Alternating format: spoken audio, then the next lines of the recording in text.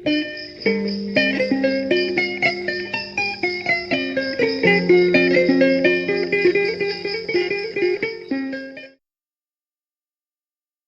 ်္ဂလာပါခင်ဗျာ Democratic Press ရဲ့ကမ္ဘာရေးရာသုံးသပ်ချက်စီစဉ်ကနေကြိုဆိုပါရ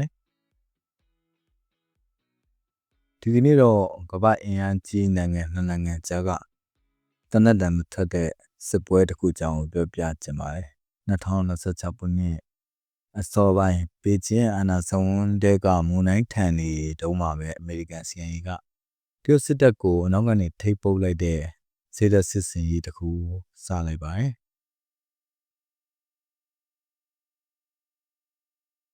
ပြီးခဲ့တဲ့ရက်ကပဲ CIA က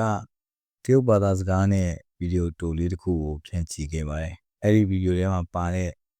စကားတစ်ခွန်းကစစ်တပ်ရဲ့这是我熟悉的世界，保家卫国，保护人民。然而日复一日，真相越发显而易见，领导们真正在保护的只有他们自己的私利，他们的权力建筑在无数的谎言上，但现在这些谎言壁垒逐渐坍塌，最后留下给我们的就是收拾残局。任何有领导能力的人必定遭受忌惮，被无情绞杀。我不能让这些狂人来塑造我女儿未来的世界。历史经验告诉我们，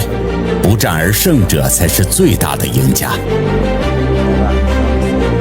但这些未经战火的人却迫不及待想让我们投身沙场。我是个战士，我的职责是保卫人民，守护祖国。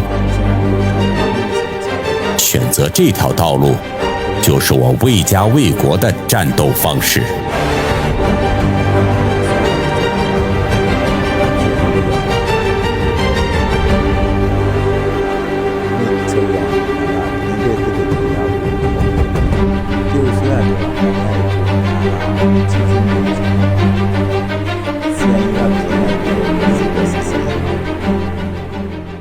အားကြီးနှစ်နိုင်ငံကြားကဒီလိုတိတ်ဆိတ်တဲ့စစ်ပွဲက